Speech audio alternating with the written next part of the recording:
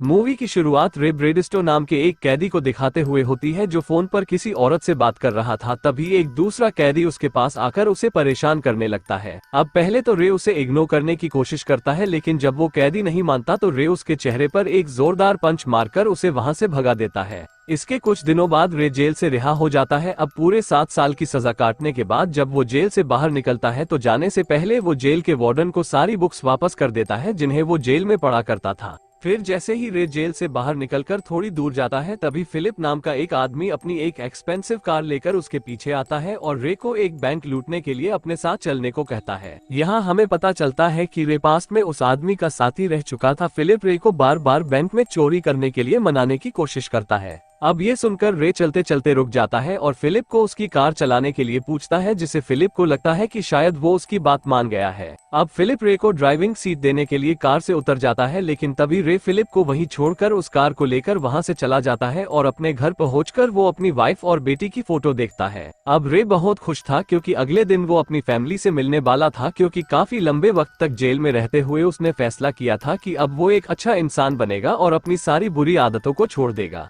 फिर अगले दिन रे अपनी वाइफ लिन और अपनी बेटी शैली से मिलने के लिए अपने घर जाता है। अब काफी सालों के बाद भी उसकी वाइफ रे को देखकर खुश नहीं होती, उल्टा वो रे से कहती है कि अब वो उसके साथ नहीं रहना चाहती, क्योंकि लिन को लगता है कि रे बहुत ही गैर जिम्मेदार है और भरोसे के लायक नहीं है, क्योंकि उसने अभी तक एक अच्छा हस्बैंड और डैड होने की जिम्मेदारी को सही से नहीं निभाया था। अब जब वो दोनों बात कर रहे होते हैं तभी उसकी बेटी शैली भी स्कूल से वापस लौट आती है और अपनी माँ की तरह वो भी रे को देखकर उससे ढंग से बात नहीं करती, जिसके बाद लिन और शैली घर के अंदर जाते हुए रे के मुंह पर ही दरवाजा बंद कर देते हैं। फिर अगले दिन रे शैली के स्कूल जाकर उससे माफी मांगता है कि अब मैं पहले जैसा बुरा इंसान नहीं रहा, मैं अब अच्छा इंसान बन चुका हूँ। लेकिन शैली अब भी उससे नाराज थी, इसलिए शैली चुपचाप वहाँ से चली जाती है। लेकिन तभी अचानक रे को वहाँ कुछ पटाखों की आवाज आती है और जब वो उस आवाज की तरफ जाता है तो वो देखता है कि कुछ लड़के आपस में लड़ रहे थे। वो उन लड़कों को लड़ने से रोक देता है और उन्हें प्रिंसिपल के पास भेज देता है। बाहर रे की मुलाकात शैली की क्लास टीचर मिस मिलर से होती है और वो दोनों एक दूसरे को अपना इंट्रोडक्शन देते हैं। अब रे के इस अच्छे बर्ताव और बात करने के तरीके से इम्प्रेस होकर मिस मिलर अगले हफ्ते होने वाले म्यूजियम टूर के लिए रे को बच्चों की सिक्योरिटी के लिए उनके साथ चलने को कहती है, जिसके लिए रे भी तुरंत मान जाता है, क्योंकि उसे लगता था कि शैली के साथ दोस्ती करने का ये अच्छा मौका है। उसी शाम फिलिप रे के घर आता है और उसे दोबारा बैंक में चोरी करने के लिए उनकी टीम में शामिल होने को कहता है, लेकिन पहले की तरह इस बार भी रे उसे ऐसा करने से मना कर देता है। रे गुस्से में फिलिप से कहता है कि पिछली बार तुमने मुझे धोखा दिया था, जिस वजह से मुझे पूरे 7 साल तक जेल में रहना पड़ा। फिर अगले दिन फिर से रे अपनी वाइफ लिन को मनाने के लिए उसके घर आता है, लेकिन इस बार उसे वहाँ पर लिन का दूसरा हस्बैंड मिलता है। तभी लिन और उसका दूसरा हस्बैंड रे के सामने ही एक दूसरे को किस करने लगते हैं, जिससे रे को मन ही मन बहुत गुस्सा आता है। फिर लिन के दूसरे हस्बैंड के जाने के बाद रे लिन को फिर से समझाने की कोशिश करता है कि अब मैं बिल्कुल ही बदल गया हूँ और अब मैं पहले जैसा बुरा इंसान नहीं रहा, अब मैं तुम दोनों का अच्छे से ख्याल रखूंगा। लेकिन लिन उससे कहती है कि तुम्हारे पास कोई जॉब भी नहीं है तो तुम घर का खर्च कैसे चलाओगे। अब यहाँ पर रे को रियलाइज होता है कि लिन को पैसा चाहिए है, इसलिए वो जॉब के लिए कई सारी कंपनी में इंटरव्यू देने जाता है। अब क्योंकि रे का क्रिमिनल रिकॉर्ड था, जिसे देखकर उसे सभी जगहों से रिजेक्ट कर दिया जाता है। ऐसे ही एक दिन जब रे अपने अपार्टमेंट में वापस आ रहा होता है तो वो देखता है कि उसके अपार्टमेंट में आग लग गई है, जिससे उसका सारा सामान जलकर राख हो चुका है। अब उसके पास और कोई ऑप्शन नहीं था, इसलिए वो बैंक लूटने के लिए फिलिप की टीम को ज्वाइन कर लेता है। फिर कुछ दिनों बाद फिलिप रे और उसके 2 साथी कार में बैठकर बैंक की तरफ चोरी करने के लिए जा रहे होते हैं। फिर जब वो बैंक पहुंच जाते हैं तो फिलिप और उसके 2 साथी अपने चेहरों पर मास्क पहनकर पीछे के दरवाजे से बैंक के अंदर घुस जाते हैं। वहीं रे को कार में बैठने के लिए कहा जाता है, इसलिए वो वहीं बैठकर उनके लौटने का इंतजार करता है। तभी अचानक उसकी नजर उसकी बेटी शैली और क्लास के दूसरे बच्चों पर पड़ती है जो म्यूजियम टूर के लिए बस पर चढ़ रहे थे। उसी टाइम रे अपनी बेटी की तरफ देखता हुआ पास्ट में शैली के साथ बिताए हुए खूबसूरत पलों को याद करता है, जिससे उसे एहसास होता है कि अब जो वो करने जा रहा है वो बहुत ही गलत काम है और उसे ये नहीं करना चाहिए। इसलिए वो कार से बाहर निकलकर कार की चाबी को झाड़ियों में फेंक देता है और स्टूडेंट्स की बस पर चढ़कर मिस मिलर से कहता है कि मैं बच्चों की सुरक्षा करने के लिए तैयार हूँ। वहीं शैली अपने डैड को देखकर बहुत गुस्सा होती है और उससे बस से उतर जाने के लिए कहती है, लेकिन रे को लगता है कि अगर वो वहाँ से चला गया तो वो अपनी बेटी को हमेशा के लिए खो देगा, इसलिए वो शैली की बात को इग्नोर करके वहीं बैठा रहता है। वहीं दूसरी तरफ फिलिप और उसके साथी बैंक लूटकर वापस कार में आते हैं तो देखते हैं कि रे वहाँ पर नहीं है और कार की चाबी भी गायब है। पुलिस के पकड़े जाने के डर से वो वहाँ से भागने लगते हैं, जिसमें डेल नाम का एक चोर भागते हुए बस से टकरा जाता है और उसका पैसों से भरा हुआ बैग वहीं नीचे गिर जाता है। तभी वो पकड़े जाने के डर से उस बैग को वहीं छोड़कर भागने लगता है, लेकिन कुछ पुलिस वाले उसे पकड़कर अपने साथ ले जाते हैं। उसी दौरान फिलिप अपने दूसरे साथी गोल्डी के साथ एक कार चुराकर वहां से भाग रहा होता है कि तभी उसकी नजर रे पर पड़ती है जो स्कूल बस में बैठा हुआ था।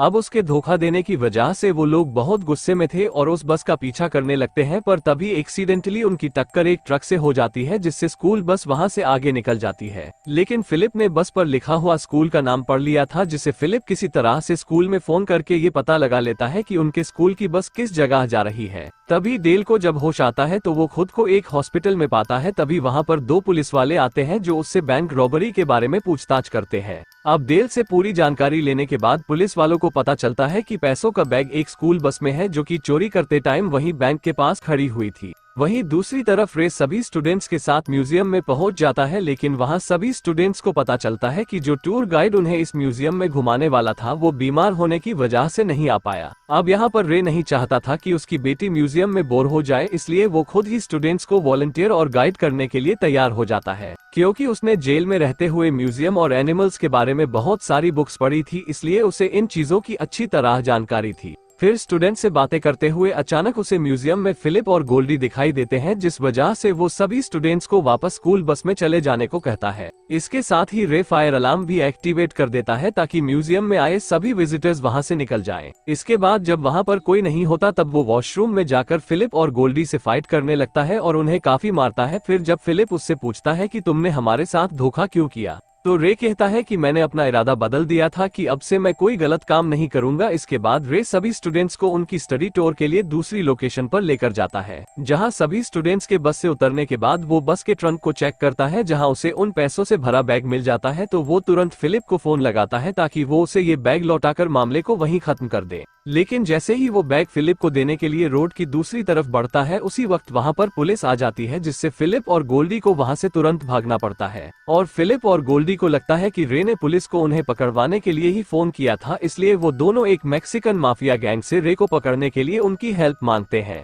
वहीं रे बस में स्टूडेंट्स को लेकर होटल में चला जाता है, जहां पर उन्हें आज रात के लिए रुकना था। फिर मिस मिलर सभी स्टूडेंट्स को अपने अपने रूम में जाने को कहती है। वहीं रे भी उन पैसों के बैग को लेकर अपने रूम में आता है और वहां से फिलिप को फोन लगाकर कहता है कि तुम लोग इस होटल में आकर अपना पैसा ले जा सकते हो और इस मामले को यहीं खत्म कर सकते हो। लेकिन फिलिप को रे पर भरोसा नहीं था, इसलिए वो उसे किसी और जगह पर पैसे लाने को कहता है। अब रे फोन पर बात कर ही रहा था कि इतने में शैली वहाँ पर आ जाती है और अपने बुरे बर्ताव के लिए रे से माफी मांगती है। अब ये दोनों बाप बेटी काफी दिनों के बाद अच्छे से मिलकर बहुत सारी बातें करते हैं। फिर कुछ देर बाद रे शैली को एक म्यूजिक स्टोर में लेकर जाता है और उसके बाद वो दोनों रेस्टोरेंट में बैठकर अपने सारे गिले शिकवे दूर कर लेते हैं। उसी दौरान होटल में कुछ डिटेक्टिव आते हैं और मिस मिलर से रे का पता पूछते हैं और उसे ये भी बताते हैं कि शहर में हाल ही में हुई बैंक रॉबरी में पुलिस को रे पर भी शक है कि उसका भी उस रॉबरी में हाथ हो सकता है। अब ये सुनकर मिस मिलर शॉक्ड हो जाती है। उधर रे शैली के साथ वापस होटल की तरफ लौट रहा था, तभी रे शैली से कहता है कि तुम्हें अपने दोस्तों के साथ भी वक्त बिताना चाहिए, खासकर जॉश के साथ, क्योंकि वो तुम्हें पसंद करता है। फिर शैली अपने डैड के साथ अच्छा वक्त बिताकर खुशी खुशी होटल पहुंचती है, लेकिन तभी उसकी नजर टीवी पर चल रहे एक न्यूज पर पड़ती है जिसमें रे को बैंक रॉबरी के केस में इन्वॉल्व बताया जा रहा था।